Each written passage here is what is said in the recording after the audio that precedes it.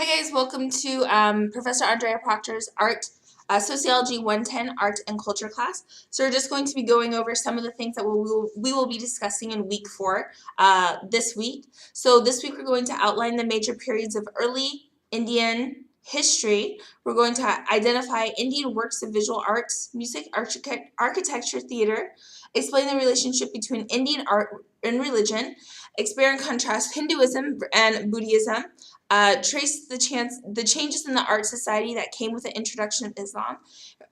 We'll understand the caste system a little bit and the role of different castes.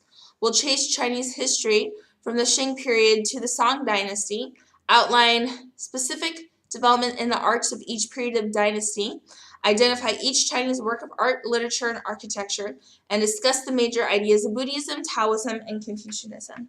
So we'll get started, okay, with the DQs. So we'll see DQ question number 1.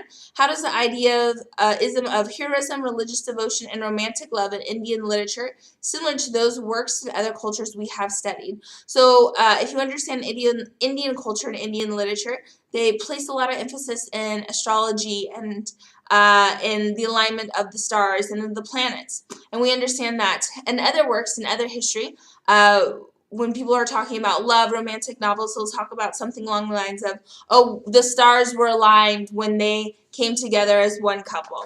Moving on to the DQ number 2 for this week. What influence did Islam have on Indian arts and societies? So we understand that Islam is very popular in the Middle East. We also understand that much of the population of India is also Muslim as well. And so Islam, though Islam is a religion, it does adapt to the Indian culture. We also know that in architecture, the Islamic influence is seen in the construction of the Hindu temples, and we can see the similarities between the Hindu temples and the Islamic mosque and palaces and buildings, and that they also borrowed each other's different designs. On the other side, we see that the Indians adopted many social practices of Islam, such as the unhealthy slavery of males and women in the Purdah system. And their contrast with Islam was one to spread the universal behavior of love, of brotherhood. Okay, so going back to the DQ question 3, compare and contrast Hinduism and Buddhism. Are Taoism and Confucianism religious or philosophies? And I want to just hear some of your ideas. So we know in Hinduism has several different gods. So the pantheistic religion, that there's male and female gods, and it's one of the oldest religions of the world. Buddhism was created in a very short time period, and it is more of a philosophy, and it's considered an ethical religion. It doesn't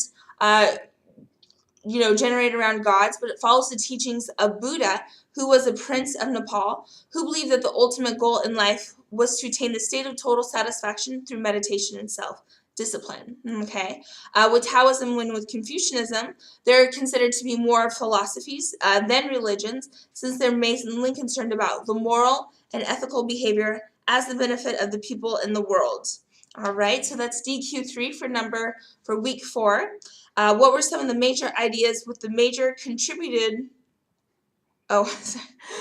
contributions of Buddhism, Taoism, Confucianism? All right.